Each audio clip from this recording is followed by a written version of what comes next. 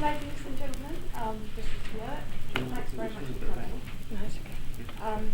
We're going to have about 30 minutes for the press conference, but we'll give you a call 5 minutes before the end. The last question and then a short photo call. So, first question, please.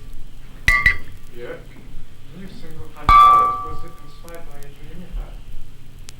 No, it was inspired by a situation I saw a lot of my friends get into, and about because I really like reading the magazines about science, you see, and it's about that when people fall in love, they make this kind of drug in their body, and so they become addicted to each other physically. And the naturists made things out that way, that drug lasts for 3 years. So people are kind of like, if they're in another country or whatever, they just go like sick, and when they're together, they're like on a natural high sort of thing.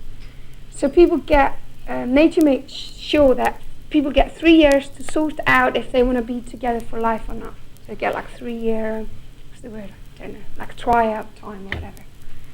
And then they suddenly wake up from the sort of, oops, what am I doing here sort of thing. It's like, who's that sort of thing. And then they are forced to sort out if they love the person, like with real love or not, or if it was just a kick or what it was, you know. And I see it, I just read this article and I just looked around me with all my friends since I was a kid, or even my parents or family, and I see it always happen after 3 years. It's so strange, and it's always the same time that you see the people you think you've never seen people so much in love ever in your life, right? And then after 3 years, like precisely, they come, like they ring the phone in the middle of the night, like 3:30. It's like, Björk, I'm coming over, and I'm like, and they come over, and it's like, I don't love him, you know, kind of like, what is it? I don't look forward to coming home anymore, and I'm not like biting my nails all day at work waiting for the moment I'm seeing. What's wrong?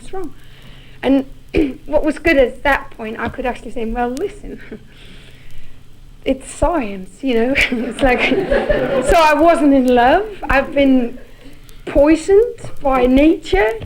It wasn't real, and they get really hurt, of course, but you know, it's the David Attenborough dilemma I've got. I really want to be him, you know.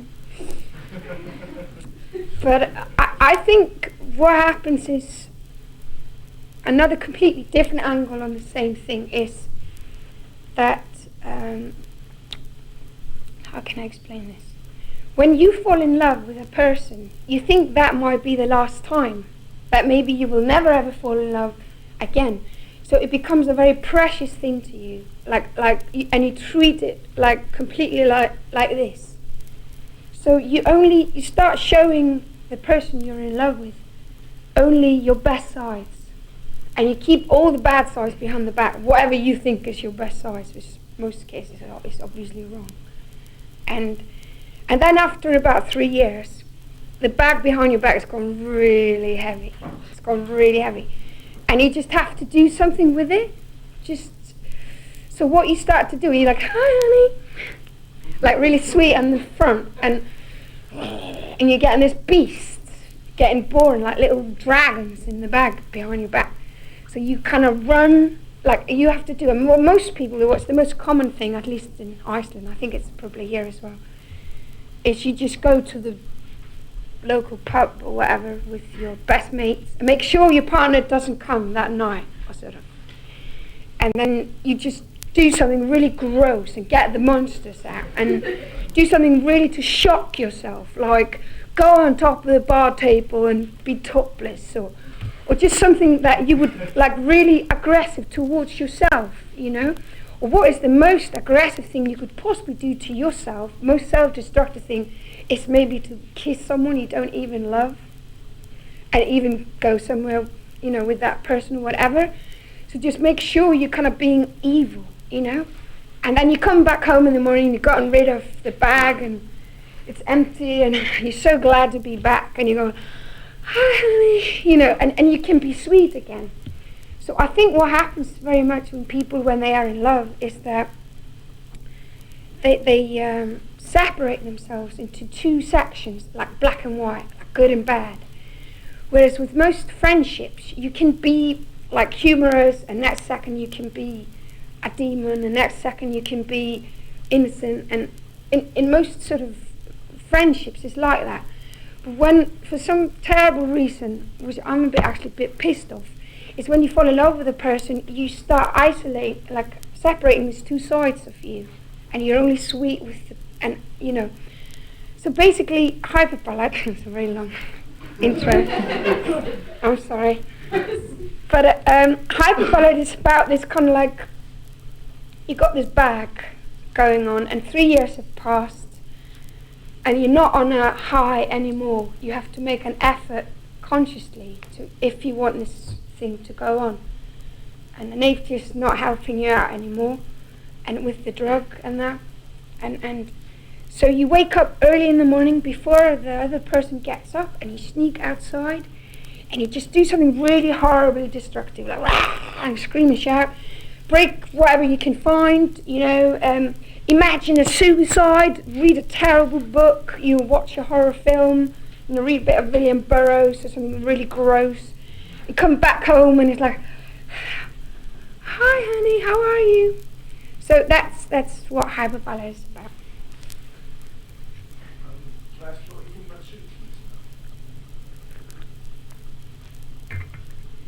They are like a family, and we were brought up together. Well, we brought up each other really from the age of say 12, 13, and we were like, because Reykjavik is a very small city anyway compared to Manchester. We were like the only people who understood each other. Like the rest didn't get us. And that's what united us, that we were the odd ones out. And we would be okay, they think we're weird, but we still have a right to exist, blah, blah, blah. And we started up, a band, and we had a film festival, and we had a cafe where we could also buy all the books with all the other strange people in the other cities in the universe that we actually imported. And we were very active. We'd always have 5 things going on, and make a film, and start a club and radio station, and be very like socially aware, and we supported each other. We supported each other for so many years, like that it would be like we'd do anything for each other, like all for one, one for all. And it wasn't until we were 20. I was 21 when the Sugar Cubes started. So Sugar Cubes was just a little section in that. And then we all knew they would just last for a little bit. So now we will still have this. We still run our label in Iceland called Bad Taste. And the main reason for that is to be a nest for both poets and painters, sculptors, whatever, bands who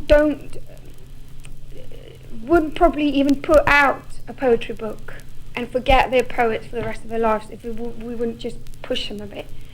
And then when they start to be well off, we throw them out of the nest and they have to sort themselves out. So we've always done that. We just put out the really young bands, and stuff. And so we still, we're still in unity. Thor, who the guitarist of Sugar Cubes, he's actually supporting me tonight in Manchester in a band called Unun. Einar is still, the action-packed Icelandic male who runs literally Iceland. Now he's gorgeous. If I don't know what the situation here in England, but if a politician is naughty or hypocrite and nobody says a word, Einar is like live on the news, evening news, telling him he's an idiot, and he's like correcting Iceland all the time. But they're all very active. To put it really short, they're all very active in Iceland. We all keep in touch.